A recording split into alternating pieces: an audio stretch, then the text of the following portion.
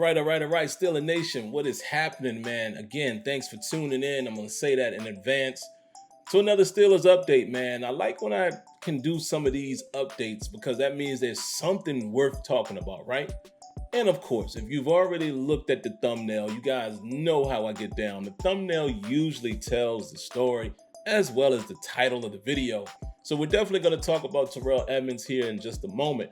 But before we do that, here's another update, and I want to throw it at you guys. I want to throw this out there, and I want to hear your thoughts. Please share your thoughts in the comments. If you're watching this in the premiere, you can share those thoughts live while the video is premiering, and people can respond to you. But if not, if you're seeing this post-premiere, I really want to hear your thoughts on this very question I have here in the comments. Question. It is circulating now, and this report is coming from Jeff Darlington, who has a pretty stellar history of being accurate. Jeff Darlington is reporting that if the Cleveland Browns were to cut, not trade, but cut, release Baker Mayfield, then the Steelers would sign him in a heartbeat. And my question to you guys is, how do you feel about that?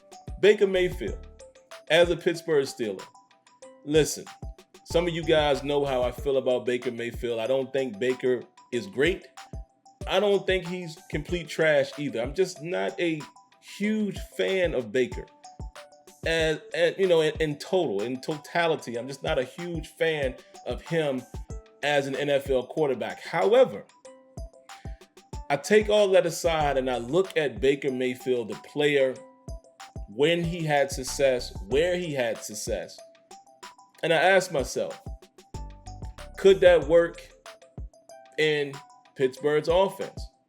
Matt Canada's offense, what Matt Canada is trying to do. Here's a question I don't know, and maybe some of you guys can enlighten me in the comments. I don't know how well Baker would run a read option. I can't really remember if he's done that in the NFL. Again, the only time I really look at Cleveland is when we're playing them.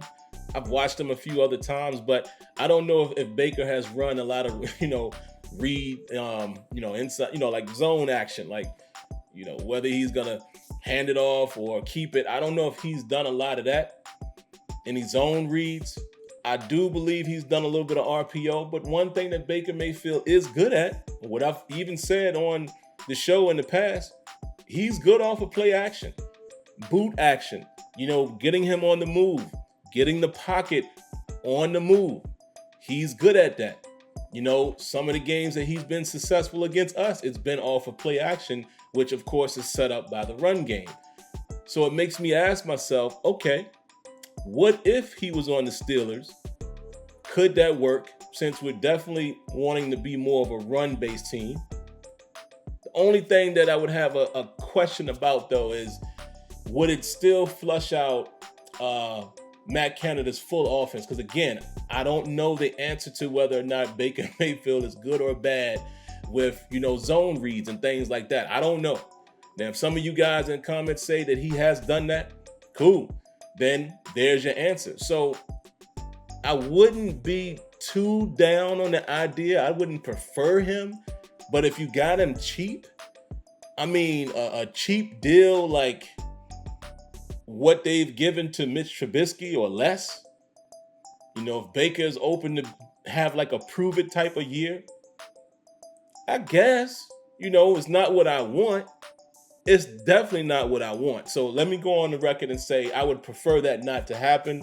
But at the same time, if it were to happen, I would have to accept it for what it is, and I would have to acknowledge what they're trying to do. And it would clearly give me a clear picture of what the offense is going to look like should it be led by Baker Mayfield. But those are just my thoughts, guys. Like I said, I would prefer that not to happen.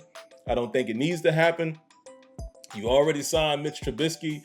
Mitch Trubisky, in my opinion, should be able to do what Baker can do in terms of style of offense.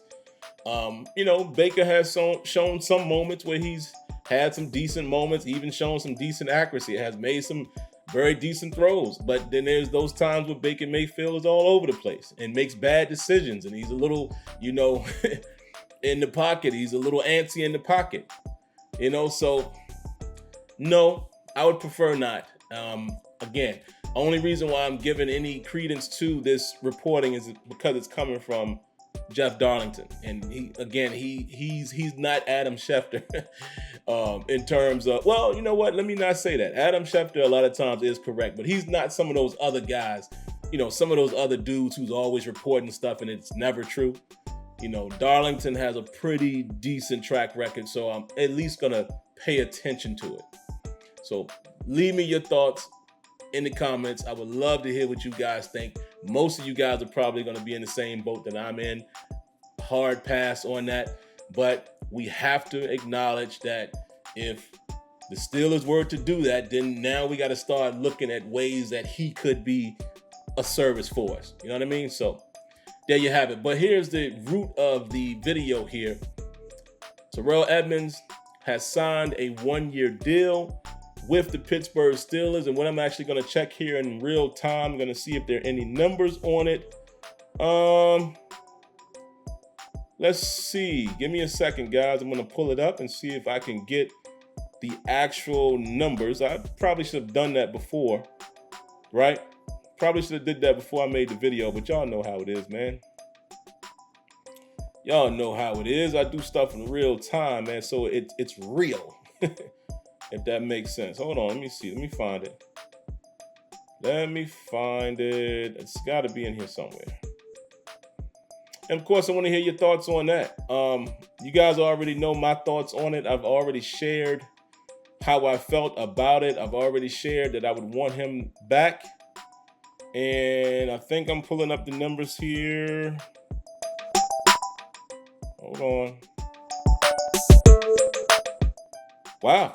Okay, so $2.5 million. 2.5. Now, here's what's interesting. Per reports, the Steelers declined Terrell Edmunds' 5th-year option. We all know that. It's saying that it would have been 6.75, and they're able to re-sign him today at 2.5. That is what you call good business by the Pittsburgh Steelers. Excuse me. So, round of applause to the Steelers.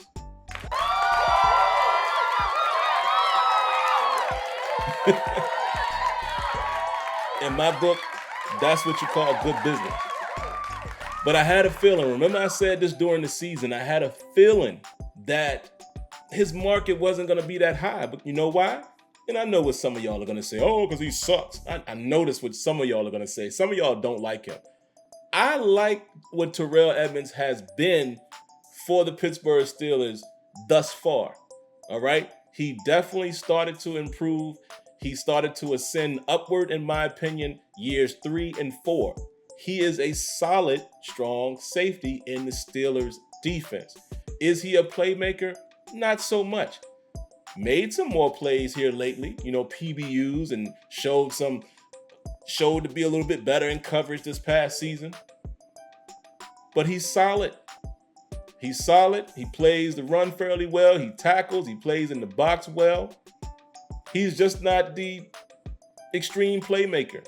He's not your ball skill type of guy. But I think he plays well with that system, with Minkah Fitzpatrick, and I will take it. At 2.5, you're getting your starting strong safety back for 2.5. It doesn't keep the Steelers from drafting a safety. You can still draft the ace in the hole, somebody that can, sit back and be prepared for next season or get some playing time in a 3-safety set. Carl Joseph is there, but again, you can bring another guy in to battle Carl Joseph. I think this is good business by the Pittsburgh Steelers, and it just goes to show you what I said before, that his market wasn't that high, and I wasn't sure that Terrell Edmunds had as many options at his disposal as he may have thought he did. Here's an opportunity for him to come back, have a better season, and maybe he can get paid next year, whether that's with the Steelers or not. But this is probably what's going to happen. I'm going to say this now. If he plays fairly well, if he plays up to the same level that he played last year, what's probably going to happen is he's going to end up extending with the Steelers, and he'll stay right with the Steelers for the duration of his career. That's where it seems like it's going. But like I said, guys, I'm happy to have him back. Now that's another hole that has been filled. The draft can be wide open for the Steelers right now. And listen, I don't have a problem with Terrell Edmunds. Terrell Edmunds has definitely grown to be a better player in years 3 and 4. If you feel differently, that's fine. I'm not going to dispute you. You're welcome to disagree with me. I just feel like the kid has played a lot better. I know there's lofty expectations on him because when he was picked as the first round pick, none of us saw that coming. I knew who Terrell Edmunds was because of Virginia Tech and his brother and all of that, but I did not expect him to be the pick. I thought Jesse Bates would have been the pick if we were going to go safety that year. So it is what it is. That's probably why he gets so much criticism, because spending the first round grade on him and pick on him, has he lived up to that billing? Maybe not. But I definitely feel like Terrell Edmunds, yes, let me say it once again, in years 3 and 4 of his career, he has been a solid piece for the Pittsburgh Steelers, and I welcome him back on this 1-year deal for 2.5, whereas 5th-year option would have been 6.75. And look at that. They're more than likely going to extend Minka, and you get both of these guys back. You see what I mean?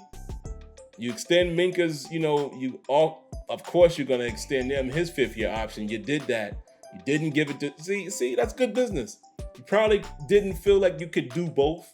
You went with the better of the two in terms of overall, and you get your guy back after allowing him to test free agency. So another feather in the cap right there, man, for Kevin Colbert and whoever else is a part of that negotiation or what have you. So all in all, I'm happy to have him back. And the defense, it seems like it's shaping back up to at least being a little better than it was last year. And hopefully the run defense will have a significant increase. It can't get any worse, right? And speaking of that, what's going on with Tuitt, man? We still are not hearing from Tuitt. Tuitt still has the decision in his own mind, hasn't given any indication that he's coming back. So keep a close eye on that, guys. It's April. It's the end of April. So we shall see. But outside of that, man, there's my update for the day. Can't wait to hear you guys' thoughts and comments. I will be watching during the premiere, so I'm here right now, so to speak.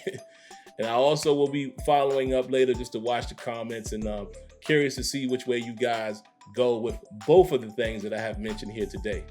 All right, now before we go, I'm going to definitely remind you, if you haven't already, hit that like button, subscribe to the channel, and cut on your notifications. All right, until next time, catch you later. Peace.